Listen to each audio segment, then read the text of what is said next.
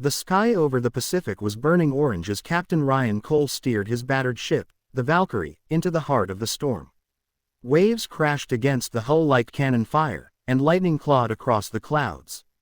The mission was madness, but Ryan had never been one to back down from madness. 3 days earlier, he had received a coded message from his old commander, believed dead for years. Greater than, coordinates 19 degrees north, 165 degrees west.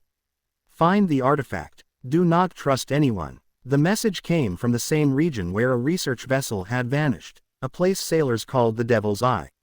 Rumor said it hid a powerful relic beneath the sea, one capable of controlling the tides and storms. Ryan didn't believe in myths, but he believed in survival, and the message hinted that whoever found it first could sell it for millions. His crew was small but loyal. Jade, the fearless navigator who could read a storm like a book, Malik, the mechanic with hands of steel and a past he never spoke about, and Leo, the youngest, eager to prove himself. Together, they sailed into chaos. By nightfall, the storm hit full force. The radar went dark. Lightning blinded them. "We're losing power," Malik shouted. "Engines down. Hold the line," Ryan roared, gripping the wheel. The ship dove into a wall of water that nearly split it in half.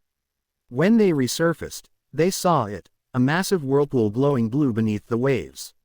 "The Devil's Eye," Jade whispered. Ryan's compass spun wildly. The sea seemed alive, pulling them closer. Then, just as they tried to steer away, a beam of light burst from the center of the whirlpool. The water parted, revealing an ancient temple beneath the ocean's surface. Ryan's heart pounded. "Prepare the diving gear. We're going down." They plunged into the icy water, swimming toward the structure. The temple doors were carved with symbols that shimmered faintly, like they recognized their presence. Inside, they found an altar holding a crystal orb, pulsing like a heartbeat. As Ryan reached for it, the chamber shook. The orb flared bright blue, and suddenly, a voice echoed through his mind. "Greater than, only the worthy may command the sea." Ryan stumbled back, clutching his head. But Jade stepped forward. "He's not worthy," she said, eyes darkening. "I am." Before Ryan could react, she drew a knife. "Sorry, Captain. You were never supposed to make it this far." Leo froze. "Jade, why?" "Because the relic belongs to the highest bidder," she hissed. "And they're paying me double." Ryan's instincts kicked in. He lunged, grabbing her wrist, but she twisted free and slashed at him. The blade grazed his arm. Malik fired his flare gun, the light blinding everyone. "Run, Captain," he yelled. But Ryan wasn't running. He tackled Jade, sending both of them crashing into the altar. The orb rolled free and exploded in light. The ground trembled, and water began flooding the chamber.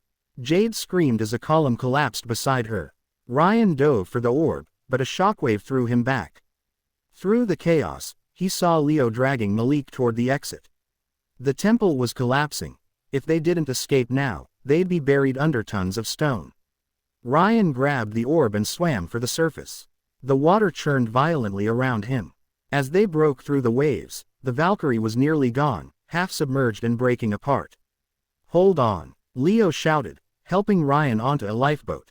Jade was gone. The storm began to die, the whirlpool closing behind them. Hours later, under a calm dawn sky, Ryan stared at the orb resting in his hands. The glow had faded, replaced by faint ripples of light, like the heartbeat of the ocean itself. Leo looked at him. "What are you going to do with it?" Ryan smiled faintly. "Not sell it." Malik raised a brow. Then, "What?" "Return it," Ryan said, tossing the orb into the sea. It sank slowly, light trailing behind it until it vanished beneath the waves.